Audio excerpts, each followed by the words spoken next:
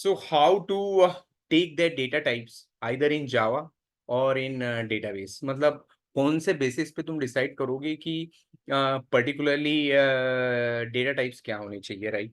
तो पहली बात तो ये कि there are some data types, right? Yes, sir. जो डेटा कुछ डेटा टाइप्स हैं इन जावा, करेक्ट?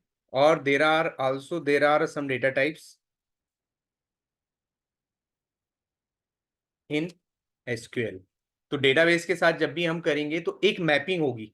जब भी हम डेटाबेस के साथ डील कर रहे हैं तो कुछ जावा के कुछ डेटा टाइप्स हैं, उनको हम डेटाबेस के डेटा टाइप्स के साथ मैच करेंगे, क्योंकि जब भी टेबल आप डिजाइन करते हो तो व्हाट यू डू, ओआरएम की हम बात कर रहे हैं, राइट? ओआरएम में यदि बात करते हैं तो हम ऑब्जेक्ट रिलेशनशिप मैपिंग की बात करते हैं, correct? Object relationship mapping. Sir, my question was that, like, I is got your question. okay. So object relationship में what you do, you create a Java class, right? And there are fields, correct? अब वो field में late say कि एक customer है, customer dot जावा, और वो customer dot जावा या लेट से कि इंडियन रेसिडेंट के लिए हम आधार यूआईडी का सिस्टम बना रहे हैं, तो उसमें कुछ है, करेक्ट? तो अभी उसमें लेट से कि आपके पास कुछ है, आईडी है, राइट? नेम है, राइट? फिर थर्ड इज लेट से कि there are, you can say email है, राइट? फिर लेट से कि पिन कोड है, there is a something called so address, line 1, line 2, correct? तो अब ये है कि बेसिकली अब हमें एक जनरल, एक ज्यादा नहीं, सिर्फ 6 फील्ड्स के लिए हमें मैप करना है। तो नॉर्मली ये जो आईडी है, अब ये आईडी में किसी भी इंटीजर टाइप के लिए हम ले सकते हैं। तो हमको ये पता है कि जावा में जो इंटीजर राइट है, इंटीजर से यदि आपको और बड़ा रेंज लेना है तो we go with the particularly a long, correct? तो ये अभी ये डिसाइड करना है कि आपका रेंज कितना बड़ा हो सकता है, करेक्ट? यदि आपको रेंज के चैलेंजेस नहीं हो रहे हैं, रेंज के चैलेंजेस आने वाले हैं, तो you can go with the long and then process with the long. अभी नेम में डेफिनेटली हम स्ट्रिंग यूज करेंगे, यहाँ पर हम स्ट्रिंग यूज करेंगे, करेक्ट? अब यहाँ पिन कोड है, पिन कोड डेफिनेटली एक इंटीजर है, बट हमें पता है कि pin code majorly in India is 6 digit. But यदि मल्टी कंट्री सपोर्ट के ये बात करोगे तो हो सकता है कहीं पे ज्यादा, बट ठीक है, we can manage it through maybe an integer also, right? इसमें उतना प्रॉब्लम नहीं जाएगा। यहाँ पे स्ट्रिंग होगा, करेक्ट? यहाँ पर भी स्ट्रिंग होगा, करेक्ट? एक तो ये हो गया। दूसरी बात, लेट से कि यदि कोई ऐसा फील्ड है जिसमें डेसिमल भी आ रहे हैं, तो लेट से कि यहाँ पर आपका यदि बैंकिंग एप्लीकेशन है और आपने कोई something we called as a let say taking as a amount, तो अमाउंट यदि यूज करोगे तो इसको फ्लोटिंग पॉइंट लेना पड़ेगा, क्योंकि 0.50 0.25 उसमें भी काफी सारा मैनिपुलेशन होता है। इट्स अ ह्यूज मनी यदि लेट से कि आप एक बहुत बड़े डेटाबेस के साथ काम कर रहे हो तो, करेक्ट? तो it will be a floating point type of, right? तो उस तरीके का डेटाबेस हम ले सकते हैं, floating point, right? May be float ले सकते हो, डबल ले सकते हो, कुछ और ले सकते हैं। इसके अकॉर्डिंगली डेटाबेस में भी हर एक डेटाबेस में थोड़े डेटा टाइप्स का डिफरेंस है। मतलब यहाँ पर यदि तुम पोस्टग्रेस एसक्यूएल के लिए बात करोगे तो ऑटोमेटेड जनरेटेड के लिए हम लोग, हमारे पास में इंटीजर है, फिर रियल है, और भी काफी सारे हैं। यदि हम नेम के लिए बात कर सकते हैं, करेक्ट? तो यहाँ पर तुम ले सकते हो real slash in like this, and there are many more, correct? Name के लिए यदि बात करोगे तो टेक्स्ट, यहाँ पर ले सकते हो वेरकेर, correct? And there are many more, right?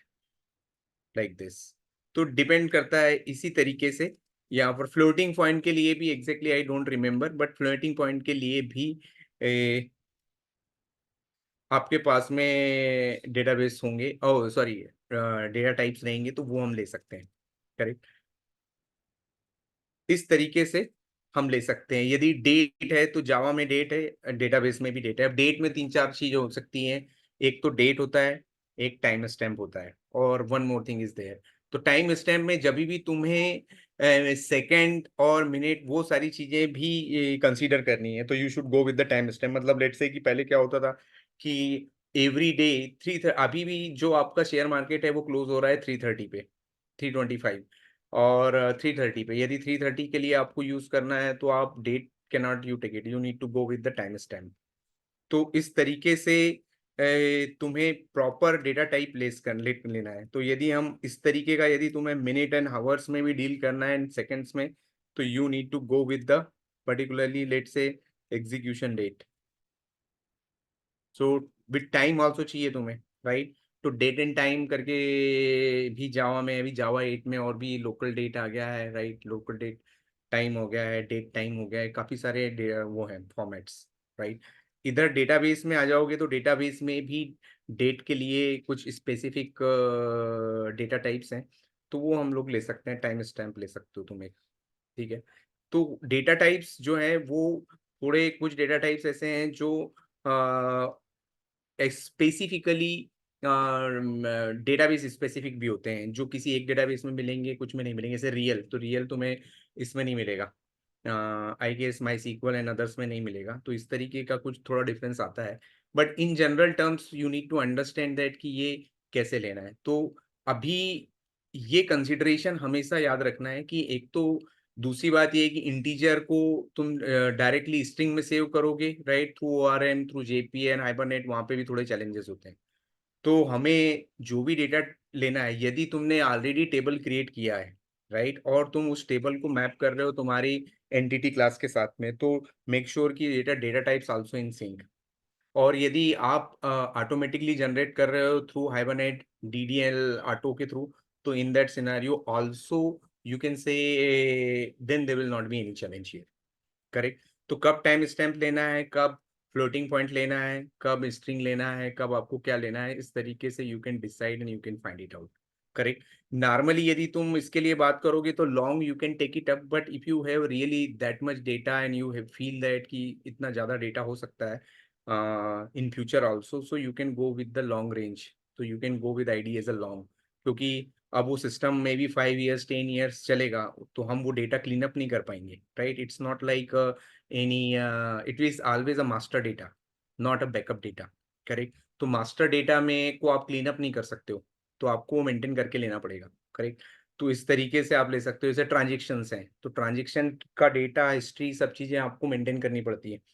तो उस सिनेरियो में भी आपको चैलेंजेस हो सकते हैं। अब लेट से कि मोर देन 35 lakhs, 40 lakhs और 1 CR people are there in your HDFC bank database, they are doing continuously every day 5 to 10 transactions. अब उतने ट्रांजेक्शंस के लिए कीप ऑन ग्रोइंग, तो फिर आपको उस तरीके का डेटाबेस यूज, वो ID यूज करना पड़ेगा।